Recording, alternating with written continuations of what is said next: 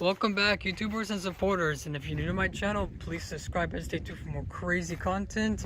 And don't forget to follow me on Instagram to view my daily content with all my cars. And in this video, I'm basically going to be replacing the alternator in my 1993 Audi UrS4 because there's a cooling line right here that the original one was completely torn, so I had to fix it, but the damage was already done before I fixed it. The alternator was already having issues, so it's shorted out. You could tell like the cooling, the damages, all that, it's everywhere. So I gotta clean all this out nicely. So the first thing I'm gonna be doing is removing the bumper.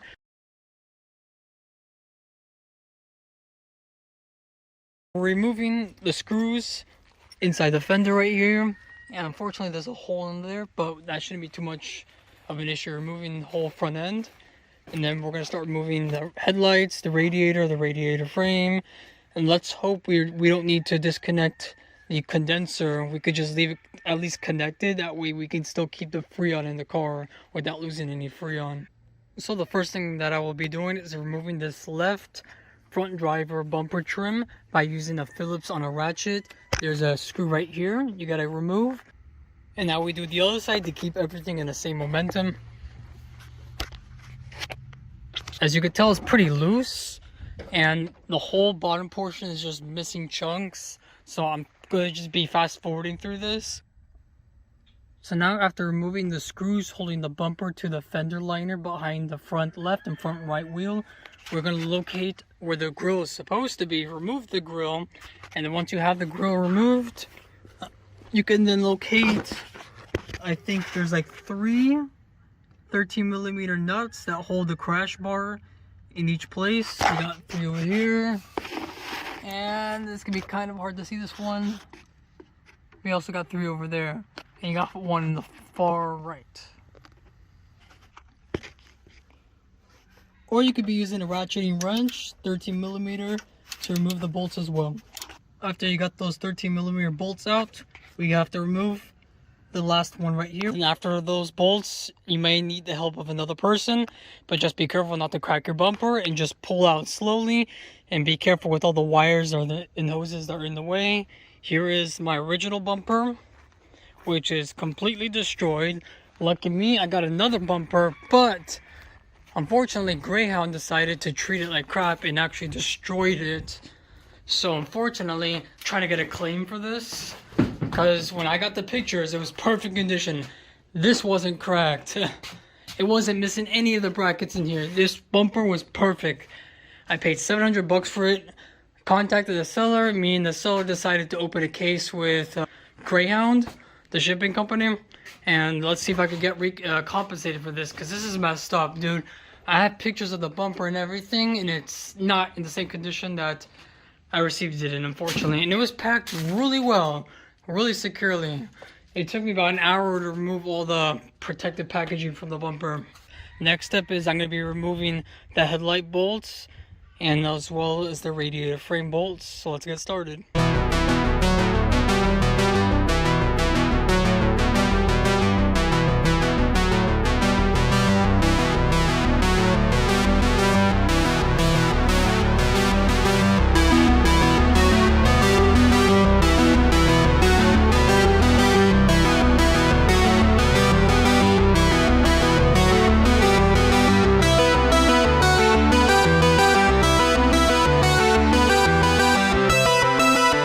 Now that we got the top screws out of the headlight, we're going to go to the front bumper trims, locate these 2 10mm nuts, remove them right here on each side, and then you're going to remove the 2 bottom ones up here too. You got one right there, another one right there. Once you got the 2 10mm bolts out, you can then slide this out and it comes off just like that. So now that this is loose on the right side, we can now proceed to do the same steps on the left side. We got 2 nuts right here and then the 2 on the other side. Now, as you can see, we got all that removed, and onto the headlights. We're going to remove 1 Phillips screw right there and another one right there on each side.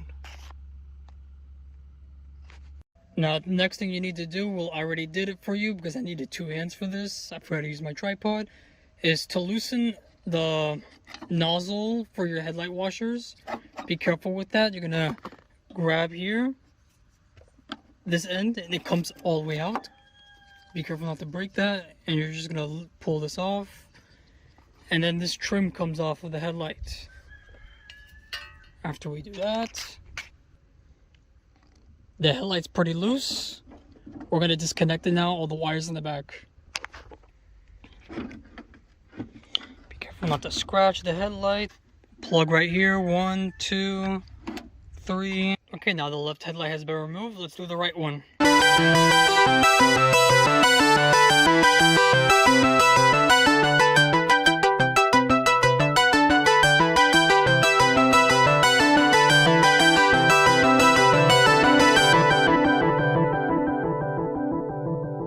So to make my life easier, I'm going to leave this piece right here because this is a mess. I gotta remove all these bolts and all that. I'm not touching that. I'm gonna remove the front frame of the radiator as well as the side one. I'm gonna try to see if I can lift this out without having to disconnect the condenser lines. We got a 10mm right here. We got 2 screws right here, and we even got another bolt right here we have to remove. So a little shortcut that I did was I removed the little bracket right here from the radiator / condenser to the radiator frame. So what I'm doing right now is I'm using my jack and my jack stand to levitate my radiator condenser so that all the pressure that's keeping all that held in together doesn't crimp or damage the lines. Now after getting the 2 13mm nuts on the radiator and condenser area, right there where that bushing is on both sides, I got it loose from here. This is just a shortcut because I'm just trying to save time. I don't need to dismantle it. I gotta be careful that it doesn't scratch the fender though. Now next up that I did was I plugged the cooling lines. As you can see, I did spill a little bit, but we plugged it in from the radiator as well as the cooling reservoir. We can proceed to move this out slowly so we can have enough space to remove the alternator. See, the shortcut, it wasn't too bad. We got the air intake duct removed and the right headlight washer removed from the nozzle. The next step is to remove the 4 10mm bolts on the radiator fan, the serpentine belt. I do believe I have an extra one, a brand new one in the car, so I might change it out. I also have my battery disconnected, so I have to plug it in my battery again to open up the trunk. The next step is to basically grab the tensioner, and you're gonna pull back. After you loosen those 3, but they're still in place, you can then lift up on the pulley clockwise, take the belt off, and then we let the pulley kick back. Now we take this out. Now this is able to pop off. Now from the alternator, we're able to see an Allen nut right here, as well as probably what it looks like to be a 15mm bolt right there. We would have to grab a wrench and an Allen key and hold them together to loosen them. And then once we have that loosened, we're able to get to the plugs on the back. Now that we got this Allen sized head from the rear of the alternator and then the 15mm nut from the front of the alternator, we're able to get the alternator up and it's now loose. And now we could bring it up forward and disconnect all the rear plugs. So now we got the 8 and 13mm nuts, and now the alternator comes off. The serpentine belt looks pretty much the same. This is the new one, this is the old one. As you can see, the old one's already tearing apart on the sides. So I decided, why not, let's change it out. You can already tell which alternator is mine. Obviously this one. With the 24mm socket with the impact gun, I just changed out pieces from the alternator because as you can tell, this one's like really bad shape. It's a bit rusted, unlike mine's pretty good and clean. So I ended up switching the washer that's in here, this piece, and a few other accessories. Perfect. The belt is now in place with the perfect tension. This is the right belt for this car, the serpentine belt. Perfect. Just to show you how it looks like installed.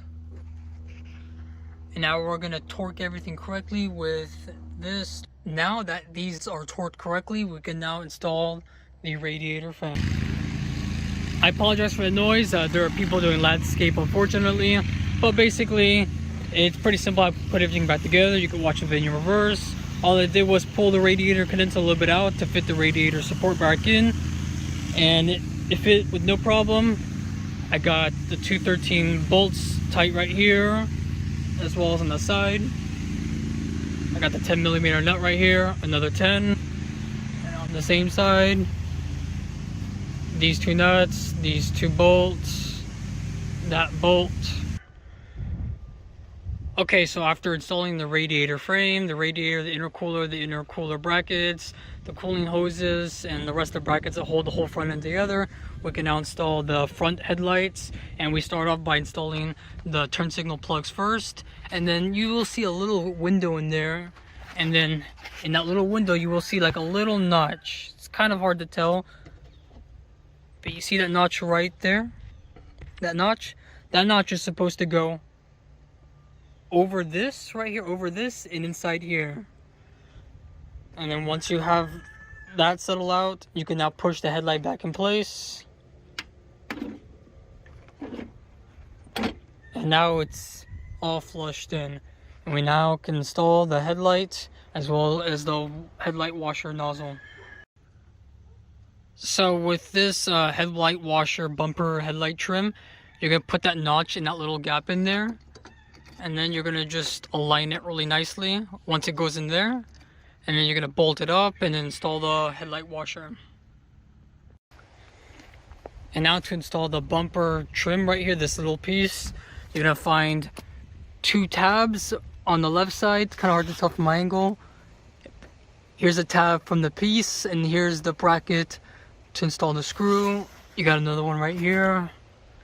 And then you have another one on this side. This one, I can see it because the sunlight doesn't hit me. One right here. And another one right here. Now is also a good time to clean all this out. Look at all this. That's not good.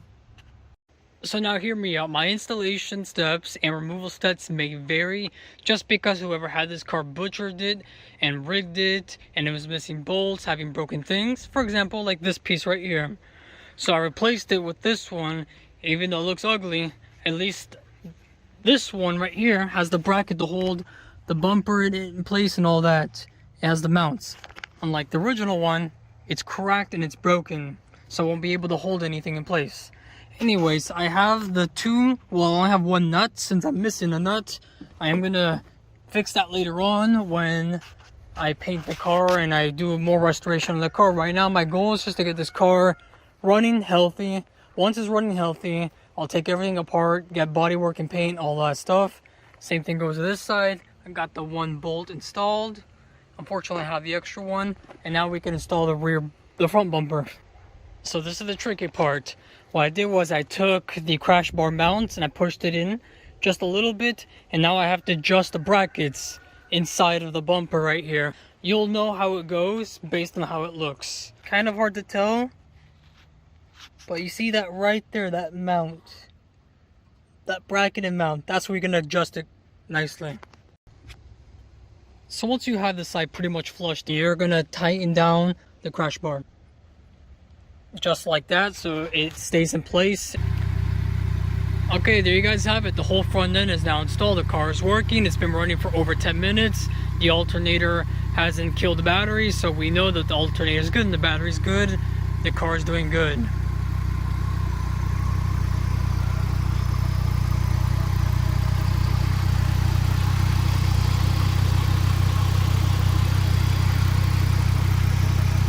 And that is it, everybody. I hope you guys enjoyed this tutorial video on how to remove the alternator and serpentine belt and have it replaced on your Audi UrS4 and UrS6.